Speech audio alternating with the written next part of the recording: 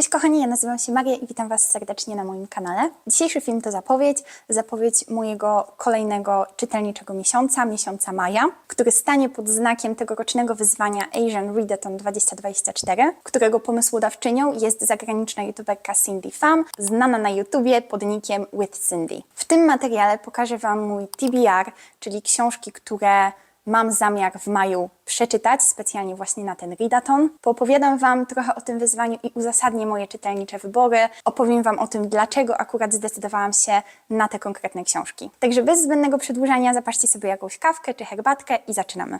Cindy takie wyzwanie robiła już w tamtym roku. Wtedy temat readathonu bardzo luźno nawiązywał do filmu Joyride, po polsku Bez trzymanki, w reżyserii Adele Lim. I ta komedia opowiadała historię 4 przyjaciółek, które wybierają się na podróż po Pekinie i starają się odnaleźć biologiczną matkę jednej z nich. Wyzwania z tego readathonu nawiązywały więc do przyjaźni, do podróży i takiego ogólnego odkrywania własnej tożsamości. Tegoroczny readathon kręci się natomiast wokół filmu Past Life, Poprzednie życie, w reżyserii Celine Song. Ten film mógł obić Wam się o uszy z tego względu, że był nominowany do kilku bardzo prestiżowych nagród, w tym do 2 Oscarów w kategorii najlepszy film i najlepszy scenariusz oryginalny. Melodramat ten opowiada historię dwójki przyjaciół z dzieciństwa, Nory i Hisunga. Ich kontakt urywa się w momencie, w którym Nora wyjeżdża wraz ze swoimi rodzicami do Kanady i po ponad 20 latach oboje spotykają się ponownie w Nowym Jorku. Tylko Nora ma już męża, Amerykanina, a Hisung bardzo niedawno właśnie rozstał się ze swoją długoletnią partnerką. Także jako widzowie czekamy z niecierpliwością i z lekkim poddenerwowaniem na to, jaki będzie efekt tego ich długo wyczekiwanego spotkania. Ja sama jeszcze filmu nie widziałam. Był to jeden z niewielu oscarowych filmów, których nie udało mi się nadrobić, ale widziałam, że można go już obejrzeć w wielu miejscach z legalnego źródła i jest o wiele bardziej dostępny niż jeszcze chwilę temu przed Oscarami. Także ja film na pewno nadrobię. Brzmi to w ogóle jak coś, co jest idealnie skrojone pode mnie, pod moje gusta, także nie mogę doczekać się seansu. Ale przechodząc do konkretów. Jeśli chodzi o ten readathon Cindy, to jest on właśnie oparty luźno o ten film Past Lives, o którym Wam opowiadałam. I Cindy skonstruowała 5 takich wyzwań. Jeśli chodzi o takie ogólne zasady, to tak naprawdę nie ma ich zbyt wiele i są bardzo luźno potraktowane. Jedyną podstawą tak naprawdę całego tego readathonu jest to, aby w czasie jego trwania wszystkie książki, które w trakcie tego readathonu czytamy, muszą być napisane przez azjatyckich autorów czy autorki lub autorki z azjatyckimi korzeniami, zmieszanym pochodzeniem. Te książki dodatkowo muszą w jakiś sposób wpisywać się w te 5 bardzo luźno potraktowanych challenge'y. Nie oznacza to jednak, że macie czytać 5 książek na każdy challenge. Absolutnie nie. Możecie przeczytać 1 albo 2 książki i jedną z tych książek podpiąć na przykład w jakiś sposób do kilku kategorii. Ja oczywiście jestem kompletną wariatką, więc założyłam sobie, że przeczytam 5 książek, każda z książek na oddzielną kategorię. Ale w razie czego przygotowałam sobie backup, przeanalizowałam sobie te wszystkie książki pod względem tego, w jakie kategorie mogą się wpasować. Wystarczy, że przeczytam tak naprawdę 2 z tych 5 książek, żeby odhaczyć wszystkie wyzwania challenge'owe. Jeśli czas będzie utrudniał mi przeczytanie większej ilości książek. Z tego względu, że prywatnie mój maj będzie niezwykle intensywny, będzie bardzo szalony, kompletnie zwariowany, więc zobaczymy, czy mi się uda. Będzie ciekawie. Dodatkowo stwierdziłam, że nagram taki materiał ogólny podsumowujący już cały readathon na koniec maja, w którym podzielę się dokładnie tym, co dokładnie czytałam, jak mi się podobało, jakie mam odczucia, które książki mi się bardzo nie podobały, które stały się moimi najulubieńszymi książkami pod słońcem. Piszcie proszę w komentarzach, jakie podsumowanie tego readathonu chcielibyście u mnie na kanale zobaczyć. Dobra, zasady są już mniej więcej znane, przejdźmy więc teraz do challenge. Tak jak wspomniałam wcześniej, tych wyzwań jest 5 i brzmią one następująco. Wyzwanie numer 1. Przeczytaj książkę napisaną przez azjatyckiego autora. Wyzwanie numer 2.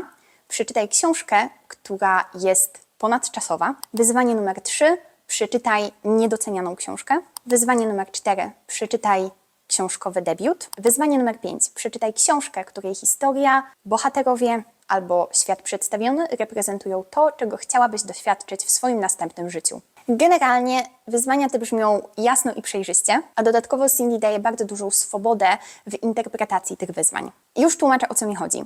Drugie wyzwanie, czyli przeczytaj książkę, która jest ponadczasowa może odnosić się do tego, że przeczytamy książkę, która jest klasykiem literatury, jest absolutnie ponadczasowa, czytana przez wszystkie pokolenia. Możemy przeczytać książkę, która w jakiś sposób nawiązuje do podróży w czasie, która ma jakiś związek z czasem. Nasz bohater może uciekać od czasu, może żyć poza czasem czy przestrzenią. Albo książka może po prostu być dla nas samych osobiście ponadczasowa, ważna i niezależnie od tego, ile razy ją czytamy, zawsze porusza w nas jakąś strunę i wywołuje w nas silne emocje. Także tak jak widzicie, tutaj pole do interpretacji jest naprawdę szerokie, można sobie polecieć. Uważam, że to jest super, bo to wyzwanie ma być przede wszystkim przyjemnością, ma sprawić, że poznamy więcej książek autorów, po które normalnie byśmy nie sięgnęli i przede wszystkim nie ma być jakąś kompletną katorgą. Dobra, powiedziałam o zasadach, powiedziałam o wyzwaniach, więc teraz myślę, możemy przejść do książek, które ja sobie przygotowałam na tegoroczny azjatycki readathon. Jakie książki wybrałam, co zamierzam czytać i najważniejsze, w jakie kategorie wpisują się wybrane przeze mnie książki. Lecimy. Pierwsza książka to Your Utopia autorstwa Bory Chang. Tak, moi drodzy, to jest ten moment, w którym zapowiadałam, że rzucę wszystko i będę czytała nową książkę Bory Chang, jak tylko wyjdzie. Bora Chang to autorka książki Cursed Bunny, którą, jeśli oglądaliście mój pierwszy film, który gdzieś tutaj Wam się wyświetli, Cursed Bunny okazało się być jedną z moich ulubionych książek na pewno tego roku, a też wydaje mi się jest bardzo mocnym kandydatem do jednej z moich ulubionych książek ever. I Your Utopia to znowu zbiór opowiadań o stracie, odkryciu, idealizmie, dystopii, śmierci i nieśmiertelności. Wszystko to okraszone niezwykle błyskotliwym piórem Chang, jej pełnym ironii humorem, ale również delikatnością, z jaką podchodzi do niektórych tematów. Ten opis, nieco enigmatyczny, z Goodreadsa, pozwolił mi umieścić tę książkę w dwóch kategoriach. Bora Chang jest oczywiście koreańską pisarką, więc naturalnie wpada do pierwszej kategorii. Spoiler alert. Wszyscy autorzy i wszystkie autorki z tego filmu znajdą się w tej kategorii. Dodatkowo postanowiłam umieścić tę książkę też w drugiej kategorii, czyli książki ponadczasowej. Z tego względu, że mamy tutaj motyw śmierci, nieśmiertelności, co samo w sobie jest już pewnego rodzaju igraniem z czasem albo czekaniem, aż nasz czas na Ziemi się wypełni. Liczę też po cichu na to, że ta książka będzie takim moim ponadczasowym klasykiem, do którego będę chciała wracać. Poza tym może akurat znajdzie się też tam jakieś opowiadanie o czasie. Ciężko powiedzieć z tego względu, że Bora Chang zawsze porusza tak wiele różnych tematów w swoich opowiadaniach. Podchodzi do nich z taką świeżością, oryginalnością, z takim poczuciem, że nigdy w życiu nie czytaliśmy czegoś podobnego i że możemy się tak naprawdę spodziewać od niej wszystkiego, że absolutnie nie mogę doczekać się lektury tej książki. Jestem ogromnie podekscytowana, że to już za chwilę, że jeszcze kilka dni i będę mogła zanurzyć się w kolejną książkę Bory Chang. Druga książka, którą mam na liście, to 7 księżyców Malego Almeidy, The Seven Moons of Mali Almeida, autorstwa Shihana Karunatilaka. I ta książka to jest laureat Bookera z 2022 roku, więc tak jakby zrobiło się tutaj luksusowo. To jest jakby luksusowo. Ale o czym jest książka? Pewnego dnia Mali budzi się i zdaje sobie sprawę, że nie żyje. Nie ma jednak pojęcia, kto go zabił. Dodatkowo ucieka mu czas, ma on bowiem 7 księżyców, aby nawiązać kontakt z mężczyzną i kobietą, których kocha najbardziej na świecie i wskazać im drogę do skrzynki zawierającej zdjęcia portretujących niezwykłe okrucieństwo i brutalność wojny domowej na Sri Lance. Ten opis z Goodreadsa jest już zdecydowanie bardziej szczegółowy i pozwoli mi on umieścić tę książkę w 3 kategoriach. Shihan Karunatilaka jest Lankijczykiem, pochodzi ze Sri Lanki, więc naturalnie wpada do pierwszej kategorii. Umieściłam go też w drugiej kategorii z tego względu, że już w samym opisie w ogóle mamy ten motyw walki bohatera z czasem. Ma on określony czas na to, żeby dopełnić jakieś zadanie. I po dłuższym namyśle umieściłam też tę książkę w kategorii numer 5. Zapytacie, dlaczego? Czego mogłabym chcieć w następnym życiu, co dzieje się w tej książce? Zdecydowałam się umieścić tę książkę w tej kategorii, dlatego że pojawia się tutaj wątek życia po życiu. I to jest coś, czego chciałabym kiedyś doświadczyć. Moim marzeniem zawsze było bycie nieśmiertelną, więc tutaj w jakiś pokręcony sposób bohater znajduje się w bardzo podobnej sytuacji, doświadcza tego życia po życiu, więc naciągnęłam to w jakiś sposób i myślę, że do tej 5. kategorii mogę to wpisać. Powiem szczerze, że znowu, jestem bardzo podekscytowana tą książką. Obawiam się jednak, że może ona pozostawić mnie bardzo emocjonalnie pogruchotaną, ale no nie czytałam nigdy nic lankijskiego pisarza czy pisarki, więc czuję, że to jest moment, w którym czas tę literacką lukę nadrobić. Trzecia książka to Płacząc w H-Mart, Crying in H-Mart autorstwa Michelle Zeuner. I ta książka jest niezwykle popularna. Od momentu, w którym pojawiła się na rynku, jest absolutnym hitem wydawniczym. Dodatkowo nawet Barack Obama umieścił ją na liście swoich ulubionych książek z 2021 roku. I jest to memuar autorki amerykańsko-koreańskiego pochodzenia, który na tapet bierze jej relacje z mamą. Jest opowieścią o pogodzeniu się z koreańską częścią swojej tożsamości oraz odkryciu całego bogatego dziedzictwa, które jej mama uosabiała poprzez historię, język czy jedzenie. I mówię o tym w czasie przeszłym z tego względu, że niestety mama Michelle zmarła na raka. W jakich kategoriach więc umieściłam tę książkę po tym opisie na Goodreadsie? Oczywiście w pierwszej kategorii Michelle Zeuner jest, tak jak już wspominałam, pochodzenia amerykańsko-koreańskiego. Umieściłam też tę książkę w czwartej kategorii, z tego względu, że jest to debiutancka powieść tej autorki. Na co dzień Michelle jest piosenkarką i gitarzystką w zespole Japanese Breakfast. Szczerze polecam Wam ich obczaić, szczególnie jeśli jesteście fanami takiego indie popu, synth popu. Dodatkowo myślę, że ich piosenki będą stanowiły idealną playlistę do czytania tej książki. No i cóż, na mojej liście ta książka była już od dłuższego czasu. Bardzo chciałam ją przeczytać. Bardzo cieszę się na jej lekturę. Jestem ogromnie jej ciekawa, uwielbiam memuary i wiem, że to też będzie absolutna, emocjonalna bomba. Czwarta książka na mojej liście to Chlorine autorstwa Jade Song. I ta książka odkryłam ją zupełnie przypadkiem, kiedy przygotowując się do tego wyzwania, przeglądałam swoją audiobookową apkę, przeczytałam opis tej książki i stwierdziłam, że ona musi się tu po prostu znaleźć. Po prostu musi się tu znaleźć. O czym więc jest ta książka? To opowieść o pływaczce Ren Yu, dla której woda jest całym życiem. Poza zwykłymi ludzkimi marzeniami o zdobyciu stypendium, dostania się do dobrej szkoły i byciu dumą swoich rodziców, marzy ona o byciu syreną. Ta książka jest historią o dojrzewaniu, ale połączoną z niepokojącym i mrocznym horrorem. Jeśli ten opis nie zachęca Was do przeczytania tej książki, to naprawdę nie wiem, co mogłoby. Mi wystarczyły po prostu pierwsze 4 zdania i od razu byłam kupiona, absolutnie. W takim wypadku do jakich kategorii trafia ta pozycja? Oczywiście, tak jak już wiemy, do kategorii numer 1. Jade Song jest bowiem autorką posiadającą chińskie pochodzenie. Trafia ona też do kategorii numer 3, jako pierwsza, z tego względu, że jest to książka, o której ja przedtem nie słyszałam zupełnie nic. I po roku od opublikowania tak naprawdę ta książka wciąż ma dość niewiele recenzji czy ocen na Goodreadsie. Sprawdziłam to w ogóle i z książek debiutujących w tamtym roku umieściłabym ją gdzieś, myślę, spokojnie w połowie i to takiej dalszej połowie stawki. W mojej bańce ona zupełnie się nie znalazła, ale za to książki takie jak God Killer, Hanny Kanner, The Writing Retreat, Julie Bard czy Forget Me Not, Julie Soto obiły mi się o uszy.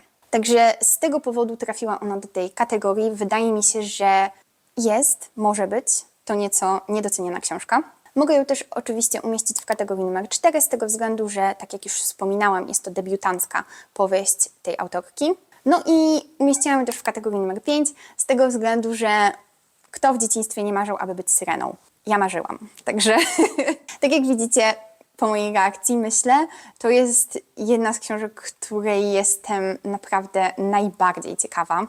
Historię o dorastaniu uwielbiam. Wszelkiego rodzaju młodzieżówki, YA, bardzo lubię to czytać, aczkolwiek horrorów w książkach i w filmach zazwyczaj unikam. Dlatego to połączenie tych dwóch gatunków wydaje mi się na tyle intrygujące, że jestem bardzo ciekawa, co z tego wyjdzie i mogę powiedzieć, że jestem gotowa na wyjście z mojej czytelniczej strefy komfortu.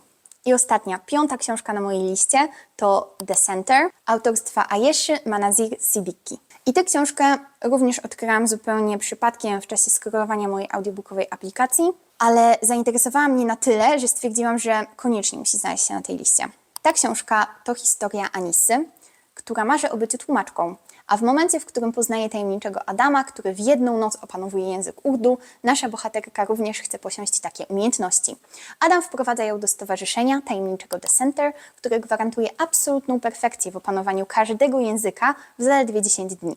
Żeby nie było tak pięknie, Anisa wkrótce przekonuje się o niepokojącym i ukrytym koszcie, jaki muszą ponosić członkowie stowarzyszenia. I ta książka znowu idealnie wypełnia mi 4 kategorie. Oczywiście pierwsza kategoria z tego względu, że Ayesha Manazik Siddiqui jest z pochodzenia Pakistanką. Wpada też do kategorii trzeciej, bo znowu uważam, że to jest zupełnie niedoceniana książka. Nigdzie o niej nie słyszałam. Na Goodreadsie co prawda ma więcej ocen od Chlorine, ale za to ma od niej kilkaset recenzji mniej. Dlatego postanowiłam, że obie książki znajdą się po prostu w tej niedocenianej kategorii. Tak jak mówię, z debiutów, które ukazały się w tamtym roku, te książki dwie zupełnie mnie ominęły. Książka wpada też do kategorii czwartej, z tego względu, że znowu mamy do czynienia z debiutancką powieścią autorki. I umieszczam ją też w 5. kategorii, ponieważ umiejętność nauczenia się biegle języka w 10 dni jest absolutnie czymś, co chciałabym umieć w przyszłym życiu. Na lekturę tej książki znowu nic nowego, nie mogę się doczekać. Ta książka zresztą jest już zdecydowanie bliżej tego, co czytam normalnie na co dzień. Mamy tutaj właśnie elementy fantastyki, trochę właśnie jakichś sekretów, tajemnicy, thrillera, ale mogą pojawiać się tutaj też horrorowe motywy, więc znowu jest to zdecydowanie mniej drastyczne niż w Chlorine, ale jednak wciąż wyjście z mojej strefy komfortu. W tym przypadku po prostu na mniejszym hardkorze. Podsumowując, tutaj znajdziecie moją grafikę z całym moim TBR-em na tegoroczny azjatycki readathon. Ogromnie cieszę się z tego, że udało mi się tak dobrać te książki, że w zasadzie każda autorka i autor pochodzą z zupełnie innego regionu Azji. Bardzo polecam Wam udział w tym wyzwaniu. Zostało jeszcze trochę czasu, cały miesiąc maj przed nami, także mam nadzieję, że tak jak u mnie będzie on wypełniony i u Was fantastyczną azjatycką literaturą, odkrywaniem nowych ulubionych książek oraz poszerzaniem swoich czytelniczych horyzontów. W opisie oczywiście zostawię Wam link do filmu Cindy. Znajdziecie tam jeszcze bardziej dokładne omówienie wszystkich czytelniczych wyzwań. Możecie też zerknąć na to, jakie książki Cindy poleca i jakie ona będzie w czasie tego readathonu czytała. Jeśli mój materiał Wam się podobał, oczywiście lajkujcie, komentujcie i subskrybujcie mój kanał. Dajcie też znać, czy weźmiecie udział w wyzwaniu, a jeśli tak, to jakie książki azjatyckich autorów czy autorek na to wyzwanie sobie przygotowaliście. Jestem bardzo ciekawa i bardzo chętnie przeczytam wszystkie Wasze książkowe propozycje. Ja tymczasem żegnam się z Wami, mam nadzieję, że usłyszymy i zobaczymy się już bardzo niedługo, a ja życzę Wam cudownej reszty dnia.